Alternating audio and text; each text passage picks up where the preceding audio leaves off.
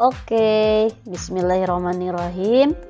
Assalamualaikum warahmatullahi wabarakatuh.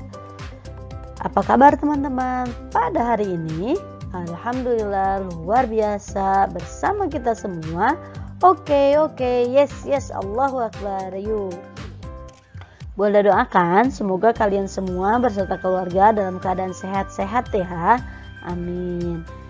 Nah, di video pembelajaran kali ini Bu Helda masih akan membahas mengenai wawancara atau yang ada hubungannya dengan materi wawancara. Sebelum kita memulai belajar, mari kita berdoa terlebih dahulu ya.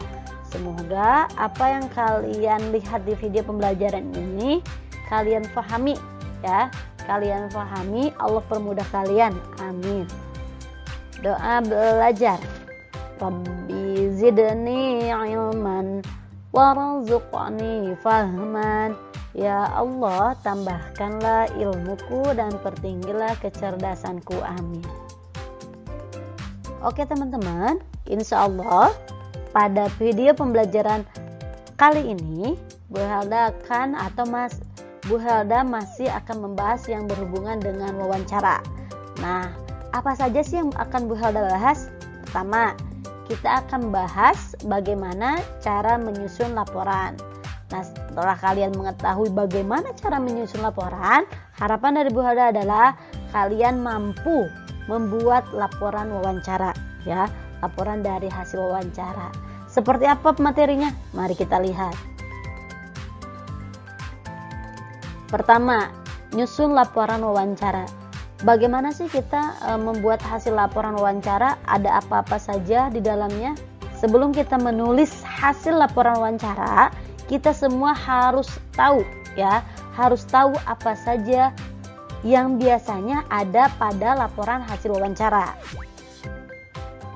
Yang biasa ada dalam laporan wawancara adalah pertama, sasaran wawancara atau narasumber ya. Narasumber yang diwawancarai, narasumber yang kita wawancarai itu harus ada ya. Gak mungkin kita melakukan wawancara kalau tidak ada narasumber. Kemudian yang kedua yang harus ada adalah pewawancara, nama pewawancara. Kalau yang pertama tadi nama narasumber, yang kedua adalah nama pewawancara atau nama yang diwawancarai oleh kita itu siapa. Kemudian yang ketiga harus ada waktunya kapan. Kalau dicantumkan waktunya misalnya pagi hari atau jamnya boleh cantumkan ya. Kemudian tempatnya di mana ya? Apakah kalau misalnya wawancaranya ke amang-amang di jalan atau alamatnya boleh di rumahnya boleh ya, seperti itu. Kemudian yang kelima yang biasanya adalah rangkuman ya, rangkuman dari hasil wawancara. Nah, rangkuman dari hasil wawancara ini mencakup semuanya. Kalau biasanya yang tertera itu adalah isi-isi dari wawancaranya atau dialog wawancaranya, nah kita buat rangkuman dari hasil wawancara, rangkuman dari apa yang kita tanyakan itu ada apa saja.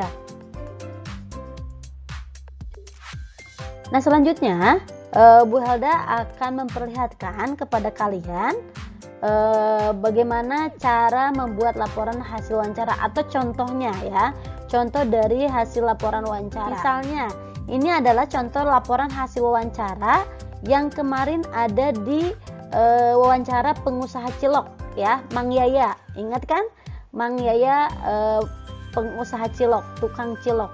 Nah, di sana ada tokoh yang diceritakan di sana ada Danu, ada Salman.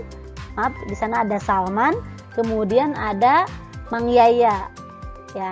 Bu Helda menjelaskan di awal bahwa sebelum kita membuat sebuah laporan wawancara itu harus ada 5 hal. Pertama, sasaran wawancara. Nah, di sini sasaran wawancaranya siapa?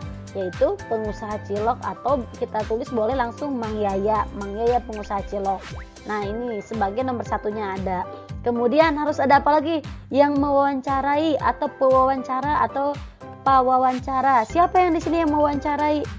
Yang tokoh yang mewawancarai Mang Yaya adalah Danu dan Salman. Nah, nomor 2-nya ada. Kemudian yang ketiga, waktu. karena tidak diceritakan waktunya kapan, maka tidak jadi masalah untuk tidak ditulis ya. Boleh kalian tulis di sana waktu .2 strip, boleh seperti itu. Kemudian yang keempat itu adalah tempat. Nah, di sini tempatnya itu diceritakannya adalah di rumah Mang Yaya ya, di rumah pengusaha cilok tersebut. Nomor 4-nya ada.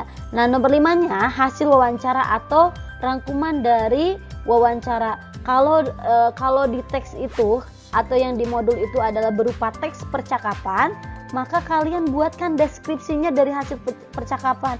Oh, ternyata contohnya seperti ini. Oh, ternyata Mang Yaya itu usianya 40 tahun. Dia adalah salah seorang pengusaha cilok sukses di tempatnya. Misalnya seperti itu. Nah, kalian bisa baca lagi di modul itu ada contoh dari hasil laporan wawancara. Nah, seperti ini ya deskripsinya. Jadi deskripsi itu dijelaskan dari hasil wawancara yang kalian lakukan. Nah, contohnya seperti ini ya. Ini deskripsi atau rangkuman dari wawancara yang kalian lakukan ya. Bu Halda ingatkan lagi, deskripsi ini atau rangkuman hasil wawancara ini diperoleh dari pertanyaan-pertanyaan yang diajukan ketika melakukan wawancara ya. Hasilnya seperti itu. Ini sambungannya ya, sambungan dari rangkuman hasil wawancara. Contohnya seperti contoh seperti ini ya, contohnya seperti ini atau ada di modul kalian. Oke. Nah, berikutnya tentunya ada tugas. Kenapa harus ada tugas lagi? Supaya kalian tahu bagaimana cara membuat hasil wawancara ya. Pertama, silakan kalian buat sebuah laporan hasil laporan wawancara pada teks wawancara yang ada di modul yang judulnya usaha kantong ya, yang judulnya usaha kantong. Kemudian yang kedua, kerjakan di buku atau di bagian belakang modul ya, di bagian belakang modul bahasa Sunda. Di buku lebih bagus. Nah, setelah kalian mengerjakan, silahkan hasilnya foto, kemudian kalian boleh upload ya, upload di link Google Drive. Oke. Kalau sudah beres membuat laporan hasil wawancara, maka silahkan kalian upload ya. Nah, ini adalah tugas yang harus kalian kerjakan. Wawancaranya ini tentang usaha kantong ya. Di modul ada, silakan kalian lakukan. Nanti judulnya, jangan lupa ya, nanti judulnya sertakan laporan hasil wawancara ya. Baru apa saja yang ada dalam wawancara, pewawancaranya siapa, sasaran wawancaranya siapa, kemudian tempatnya di mana, kemudian waktunya kapan. Kebetulan di sini ada diceritakan waktunya kapan dan hasil rangkumannya seperti apa. Nah, ini adalah teks dari tugas yang harus kalian kerjakan. Nah, ini ya. Jadi silakan kerjakan tugasnya, jangan lupa difoto kemudian upload di link Google Drive ya. Oke. Alhamdulillahirobbilalamin, itu saja dari Bu Helda. Mudah-mudahan video pembelajaran kali ini bisa membantu kalian ya. Kita tutup pertemuan kali ini, kita tutup belajar kita kali ini dengan mengucapkan hamdalah alhamdulillahirabbil alamin. Kemudian sempurnakan dengan doa penutup majelis, subhanakallahumma wa bihamdika asyhadu an la ilaha illa anta astaghfiruka wa atubu ilaik. Dari Bu Helda cukupkan sekian.